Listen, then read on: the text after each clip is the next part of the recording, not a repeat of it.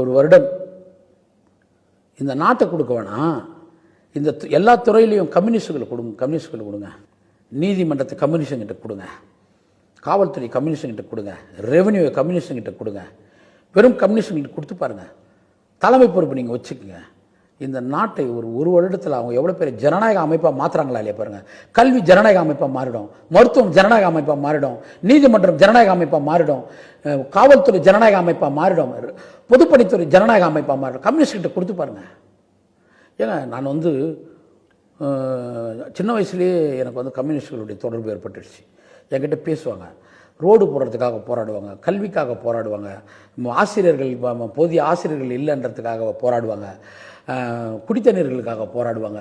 24 மணி நேரம் போராடி போராடி போராடி அந்த உரிமைகளை மக்களுக்கு பெற்றுத் தருவதில் தன்னை அர்ப்பணித்துக்கிற மாதிரி கம்யூனிஸ்டுகள் அர்ப்பணித்துக்கிற மாதிரி இந்த உலகத்தில் வேற யாருமே தன்னை அர்ப்பணிச்சுக்கணுங்க.